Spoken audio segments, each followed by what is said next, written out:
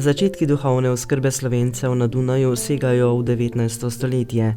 Redno dušno-pastirsko delo za Slovence na Dunaju se je začelo šele leta 1960, ko je pater Ivan Tomažič začel z rednimi nedeljskimi in prazničnimi svetimi mašami pri Klarentincih.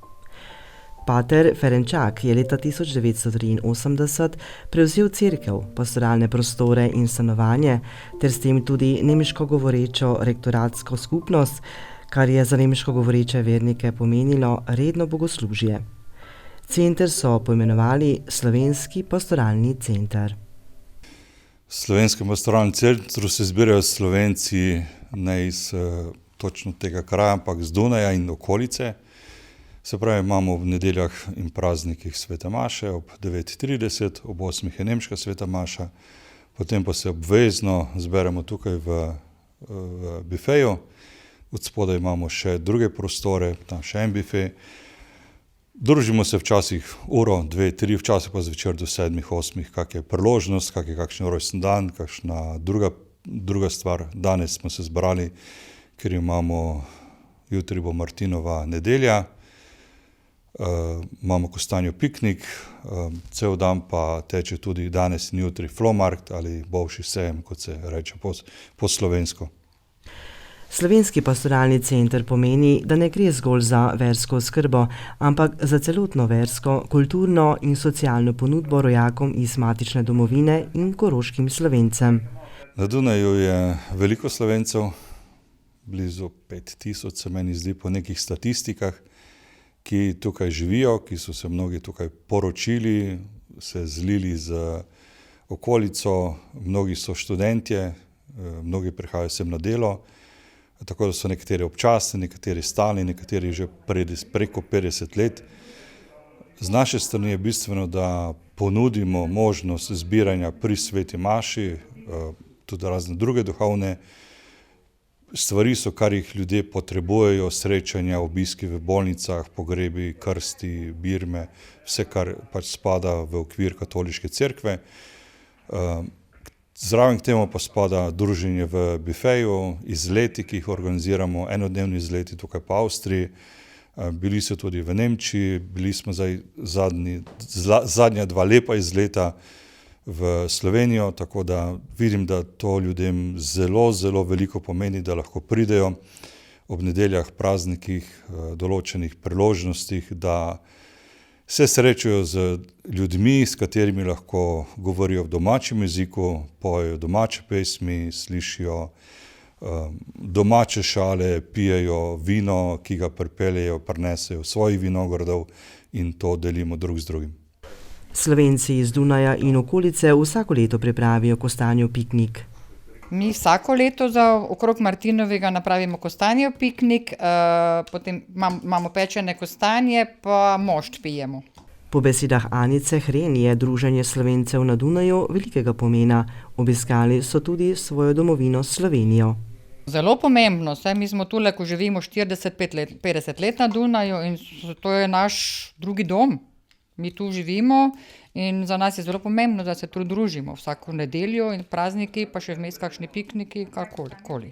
Ponavadi organiziramo 1 do 2 izleta letno, zdaj zadnja leta gremo večino, pravimo 2-dnevni izlet v Slovenijo, smo bili letos v Prekmurju in v Prlekiji.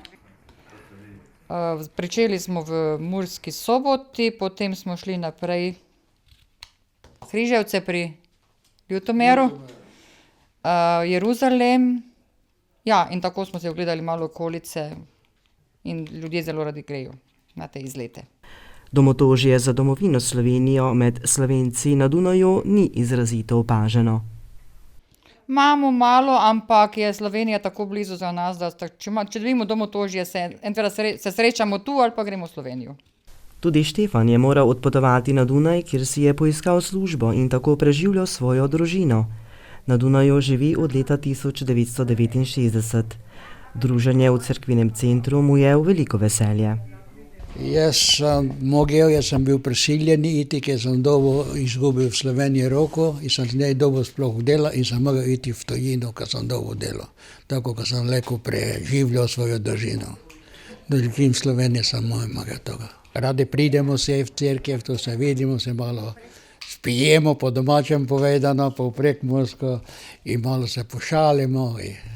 In pač malo krajši čas. Anica na Dunaju živi že 50 let. Na Dunaj je odpotovala z njenim fantom, sedaj z možem zaradi službe. Na druženje z ostalimi Slovenci z možem rada prihajata. Mi dva komaj čakava nedelja, ko pride, ko gremo v cerkev, maši, pozli malo sedimo ali skaj spijemo, pojejemo. Sveta maša, ki poteka v slovenskem jeziku, za Anico predstavlja veliko zadovoljstvo. Se počutiš malo kot doma, ne? Domov pa ne ideva radiva, ker ne moramo več delati, ne, z možem. Za Anico Dunaj predstavlja boljšo dostopnost do vseh človeških dobrin in storitev, kot pa če bi bila doma v svoji domovini. Kako pa se počuti kot Slovenka na Dunaju? Ne tako dobro, ker Slovenci ne držimo v kip, kak bi mogli, kak držijo druge narodnosti. Ne? Je dobro tu v cerkvi, je vredi samo tak doma, ne? Si pa sam, stanovanje si osamljeni. Ne? Celo, če ne rešiti, naprimer, ne rešiti ali pa ne, in to nedela je premalo, ne, ko se dobimo tu. Mislim, jaz sem zadovoljna, ko je toliko, koliko je, samo je pa malo premalo, ne, ker večeri so dolgi, celo zdaj po zimi, ne. Ti pa da si starejši, ne, deca pa idejo svojo pot, ne. Na kostanjevem pikniku je zadišalo po okusno pečenem kostanju, za pripravo kostanja pa mora biti izpolnjenih kar nekaj pogojev. Najboljše je to, ker moraš vode imeti, najmanj 3-4 ure vode imeti, ker se morajo fajn oni navložiti, pa ti je pač moraš tako rezati, kako to izgleda. Levo, desno zrežeš, pa ti pečeš. Zdaj momentalno sem več, ne toliko na Dunaju dostali, ki sem pa od 71. leta. Kako vam je pomembno to druženje tukaj na Dunaju? Pa stari pajdaški, v ki pridemo. Nekako na kavč od vsega časa nazaj. Ne? Kaj pa recimo to, ko se rekel v domači reči, ti pokučavljate? Ja, to je fajn, to je dosta vredno.